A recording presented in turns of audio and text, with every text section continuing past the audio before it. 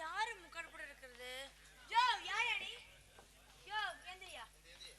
யோ எந்திரி.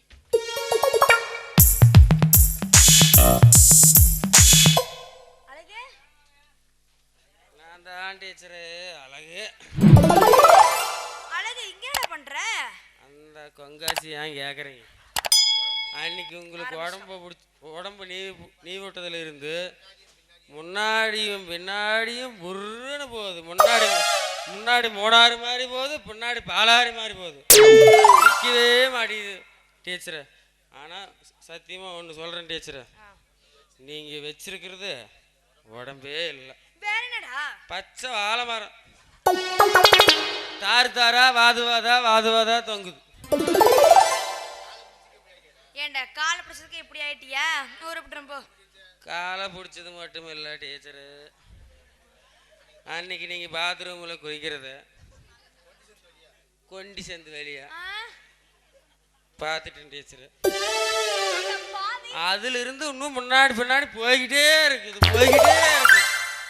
ஏண்டா கருவா பயலு, ஒரு பால் புட்டியை வச்சுட்டு பால் குடிக்கிற பையன் நினைச்சா ஒரு டீச்சர் குளிக்கும்போது பார்த்துருக்கியா? தப்பு இல்லையாடா? நீங்க மட்டும் பசங்களை கால் பிடிச்சி விடு, கை பிடிச்சி விடு, ஜட்டு பவுடர் வாங்கிட்டு வா, அந்த பவுடர் வாங்கிட்டு வாங்க சொல்றத நாங்க மட்டும் பார்த்தா தப்பா? இதனாலதான் நானும் எங்க அண்ணன் பிரிஞ்சோம். தப்புதான்டா. அதுக்கோசரம் நான் குளிக்கும்போது என்ன முழுசா பாக்குறதா? அது ஏன் டீச்சரு கேட்குறேன். எங்க முழுசா பார்த்துருந்தா பத்துன்னு விழுந்திருப்பேன். அந்த கொண்டி சேர்ந்து ஓட்டையில பார்த்ததுல இடுப்பு கீழே தான் பார்த்தேன். அடியில் அம்மா அவளை ஜம்மன் இருக்குது. பாதிக்கு எப்படி ஆயிட்டியா? ஊருப்போ டீச்சர் இன்னும் மீதி பார்க்கணும். ஏண்டா இனிமே உங்கள்கிட்ட நீ பேசவே மாட்டியா? இனிமே அந்த மாங்காய் மண்டை தலைக்கிட்ட பேச மாட்டேன். அவன் காயிலே கட்ட போகட்டும்.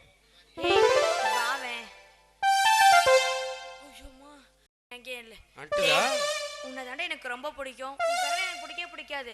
நீ என்ன சந்தைனாலும் என்கிட்ட கேளு. படிப்புல சரி, எதுலயும் சரி. சரியா? சரிங்க டீச்சர்.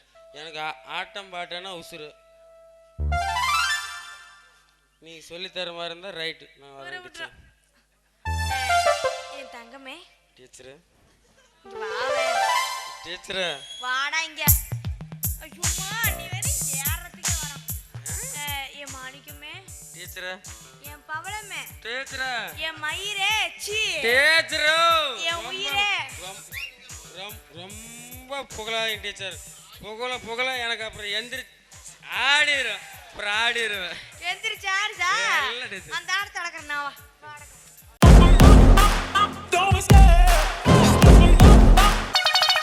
எங்களுக்கு பெண்ட்லி.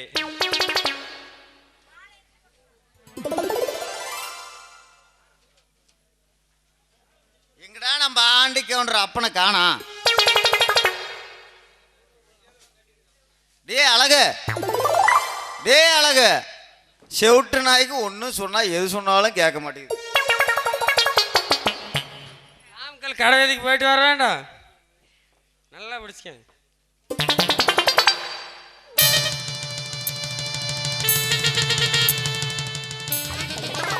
இன்னும் ஒரு அரை மணி நேரத்துக்கு காட்டு. அதுக்கப்புறம் முடிஞ்சிருச்சு. எங்க அப்பா எங்க போனா உனக்கு என்ன? அந்த வந்துட்டானா?